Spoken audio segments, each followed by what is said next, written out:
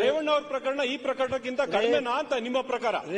ರೇವಣ್ಣ ಅವ್ರ ಪ್ರಕರಣ ಈ ಪ್ರಕರಣದಿಂದ ಕಡಿಮೆನಾ ಅಂತ ನೀವು ಪದೇ ಪದೇ ತುಲನೆ ಮಾಡ್ತಾ ಇದ್ದೀರಿ. ಹಾಗಾದ್ರೆ ರೇವಣ್ಣ ಅವ್ರ ಪ್ರಕರಣ ಈ ಪ್ರಕರಣದಿಂದ ಕಡಿಮೆನಾ? ಮಹಿಳೆಯರ ಮಾನ ಹರಾಜು ಆಗಿರ್ತಕ್ಕಂಥದ್ದು ನಮ್ ಯಾರಿಗೂ ಚಿಂತನೆ ಆಗ್ಬಾರ್ದ? ಕಾನೂನು ಅದರ ಪರವಾಗಿ ಕೆಲಸ ಮಾಡಬಾರ್ದ? SIT ಕೆಲಸ ಮಾಡಬಾರ್ದ? ಅಂದ್ರೆ ಮಹಿಳೆಯರ ಮಾನ ಏನು? ಮಹಿಳೆಯರ ಮಾನ ಬಗ್ಗೆ ಯಾರು ಅಲ್ಲ, ನೀವು ಪದೇ ಪದೇ ಹೇಳ್ತಾ ಇದ್ದೀರಿ ರೇವಣ್ಣ ಅವ್ರಿಗೆ ಒಂದ್ ಕಾನೂನು ಇಲ್ಲಿಗೆ ಒಂದ್ ಕಾನೂನು ಅಂದ್ರೆ.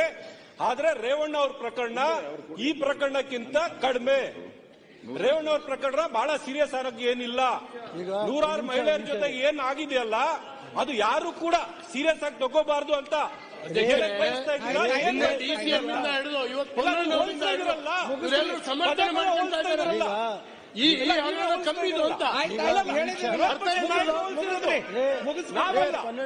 ನಾವಲ್ಲ ಸ್ವಾಮಿ, ವಿರೋಧ ಪಕ್ಷದ ನಾಯಕರು ಕಂಪೇರ್ ಮಾಡ್ತಾ ಇದಾರಲ್ಲ, ನೀವು ಕಂಪೇರ್ ಮಾಡಿರೋದು.